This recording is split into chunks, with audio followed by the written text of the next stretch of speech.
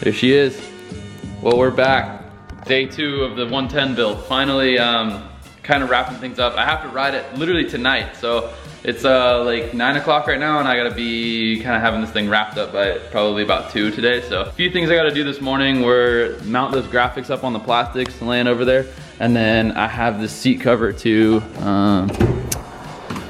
That Thrill Seeker's crushed it on this thing, so matches my 450 and 450L one. So gotta throw those on. And then aesthetically, this thing will be all ready to rip. W, it's not their fault. It's completely 100% my fault. W, I took them my wheels kind of late, last minute. I actually took them to them last week, but I was sick the week before, so I don't know. Just kind of crunched things up even more than they already were, but they killed it. They've been sending me pictures, and I'm really excited to show you guys when I go pick those things up, but that's kind of the last piece that we gotta get is the wheels, and then obviously the hubs and the brake drums are with that because the coating all needed to be the same. But other than that, I'm gonna go ahead and throw those graphics on real quick, and then I gotta put that seat cover on. So I've gotten pretty good at doing seat covers just because of these 3 bikes. But I'm gonna go ahead and throw those on and kind of show you guys how I do it, or my technique on doing seat covers. 6.5 hours later. All right, we got the graphics on. Last thing I gotta do is put the seat on. Like I had mentioned in the last video, I was kind of worried that the bars were gonna be a little too high. They seem like they're gonna be just fine. I kind of put the seat on. It's, you know, a little bit taller than just the bare frame right there, but these graphics look insane. So I had mentioned before that I got the actual plastics wrapped wrapped black over the white, and that was just to kind of cover up all these little areas that were gonna be exposed. There's nothing Moto Cuts could have done with the graphics or anything like that. Any graphics gonna show that because they never wrap all the way around. Until I can find some aftermarket or whatever company, Cycra, Service, however you say that, Polysport, any of those guys that start making plastics for these things, I'll be the first one to buy them. I can't wait to get an all black or an all red set of plastics for this because, I don't know, I'm just not a big fan of the white, especially with all the, you know, two-tone red and black. The only thing that kind of sucked, I did have to cut this off. It just looked really weird, like wrapping all the way around the bar pad. It's just kind of a long distance with these taller bars. But other than that, everything's been going pretty smoothly. I'm about to take the seat cover off of this. I already got the staples all kind of pried up, so I can start picking these away with the dikes, or I don't know how you guys usually do this, but that's how I do it. Get the screwdriver in there and just start picking them all up, and then pull them out with a pair of dikes, or whatever you want to call these, snips. I don't know. Not very PC, I suppose. Gonna go ahead and pull this off, and then I'll start showing you guys how I usually put on a seat cover. All right, I got the stock seat cover all pulled off, the staples all out. I got this Thrill Seeker one right here. I'm gonna go ahead and start stapling this thing in. The way I like to do it is I like to line up the front, make sure it's like real square with the, you know, the curves of the actual seat. Get that all buttoned up with a few staples, only like, you know, 3 or 4. And then start making my way back. Not like around the edges, but I like to square up the back too, and then kind of pull the sides down just to get a nice flat surface. I do suggest going out and getting one of these. This is definitely makes the job a ton easier, because then you're not kind of fighting the trigger while you're trying to fight the seat cover and the staples and everything. So definitely, if you have an air compressor, go pick one of these up. As soon as I got one of these, it was a life changer. I always loved, you know, like a black seat cover. I always thought that changed the entire look of the bike with anything. And then I was stoked Thrill Seekers kind of partnered up with me to start making seats, and I know that they do this for everybody, but I don't know, you just throw like one color rib in there, or you can do all of them or whatever. I'm more of kind of a plain Jane kind of guy, so I like to just do the one red up front just to kind of tie it in with the graphics. So go ahead and throw some staples in this, and I'll show you guys here what it looks like in just a little bit. Okay, so I started just throwing some staples in this thing. Like I was saying before, I like to just start with a couple up front. So I just did 2 up here, and then I actually stretched it back and then just put 1 back here.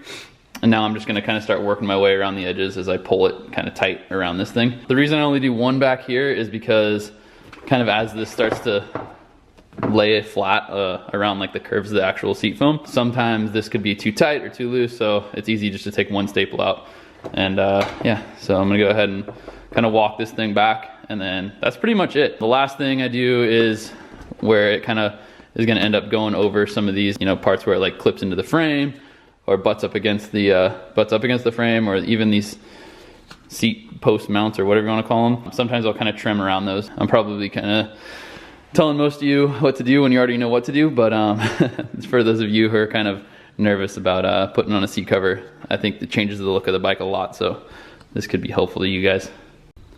All right, just like that, the seat cover's on. All I really did after I filmed that last clip was just start to kind of work my way and fill in the gaps with staples. Came out pretty good. These seats are a little different than like the lower profile seat on a 450, because like in this crease, or like when you fold it over, if you fold it over too tight, it starts to actually fold the foam over, because I mean, nothing on thrill seekers or anything like that, it's just the way that the actual seat and seat foam is designed. So got it pretty good, pretty stoked, nice and tight. Really just waiting on the wheels now. I gotta call the guys over at W, maybe run over there real quick, grab those things, and this thing should be buttoned up. I gotta throw grips on it, and I gotta cut the chain still, and throw the brakes into the drums that are also with the wheels, and then kind of figure out the tire situation.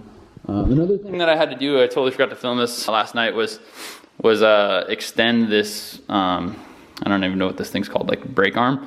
What you do is I just got a grinder and cut this thing. It says they measure 3/4 of an inch of thread, cut it, and then you just thread this new one on. It comes with a swing arm. I think it's a little bit longer, sets it back a little further. So that was another thing I forgot to film. But other than that, bike looks freaking awesome. Super stoked on the graphics and the way the seat looks. This thing's starting to really look kind of mean now, and gotta represent the sponsors that got BBR on there. So yeah, stoked to get grips on this thing, finally get it off the stand and put it on the ground and see how these bars feel. And yeah, I'll update you guys after I go and get the wheels.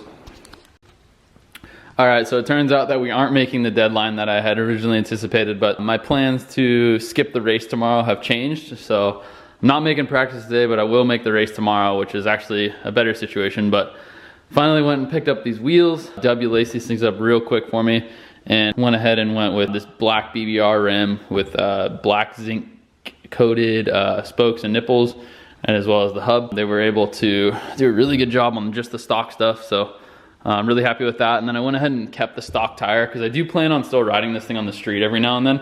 So I know these knobbies aren't the greatest for the dirt, but they are pretty durable. Like, these stock tires hold up really well. So I'm gonna go ahead and keep those on there for now. If anything changes, I'll definitely update you guys, but I'm pretty sure I'm gonna be leaving these stock tires for now. I'm gonna go ahead and throw these things on the bike. I also went ahead and picked up the black zinc coated brake drums, and then obviously these are gloss black. And now we can throw on the chain. And oh, and also I didn't film it, but went ahead and wire tied on the grips. Went ahead with some black pro taper grips. And I think that's it. Oh, also, while I was out, I went to the hardware store and got black hardware for the triple clamps, which turned out awesome. I can't believe how much just that little bit of color adds a little bit more stealth feel to it. So go ahead and throw on these wheels, and we're pretty much done. All right, I got the wheels all on. I still need to do the chain, front wheels all on. And what did I have to do? Oh, so I actually randomly had a longer brake cable. I think I had it for one of my older 110s. I had like the old body style. So the stock one, the length was okay, but the actual cable like inside the housing was a little short. So went ahead and threw that one on. I think it's a Motion Pro one. I got it off of like, I don't know, some mini website. I think it was like T-Bolt or something like that. But yeah, so that I actually had to, the reason I go so into detail about this is in case you guys are trying to do this, but I think it's the clamps with the bars that make this cable length necessary. So what I had to do was, it's really hard to see with all the black going on, but whatever this arm is that kind of moves for the brake drum, I had to take it off the spline in there and shift it one spline closer so the cable length would reach. And that was still necessary, even though with the longer cable, I still had to do that. So again, I just go into so much detail because I feel like a lot of you guys watch this, get ideas, and then want to go kind of execute what I do. But bike looks insane with these wheels on. Oh, another thing I did off camera was I dropped these in the clamps. I forget what it was about a ½ inch, maybe a little bit over a ½ inch, maybe like 3/8 or something like that. Or that's the opposite, 5/8, sorry. So I dropped those in because as you can see, it's still, it's not super front high, but it was with the forks dropped in the clamp. So now ride height looks about perfect, but this thing is coming along really well. So all I really have to do is break this chain to the right length, and yeah, that's about it. Oh, throw this chain cover. I don't really like all the plastic on there, but I ride a lot in tennis shoes and jeans and all that stuff, so I feel like it's necessary to kind of cover up the chain and counter shaft. Other than that, we'll be wrapped up. I'll throw that chain on and show you guys what it looks like with the gold chain on real quick.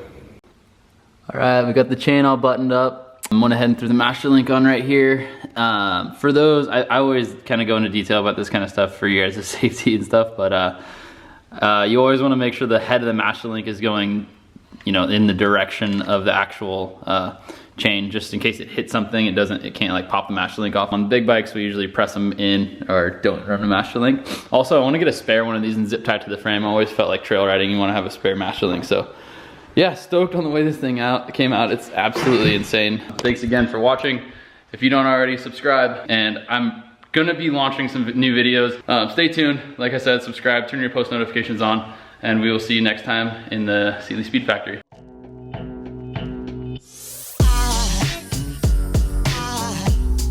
Aside from my soul.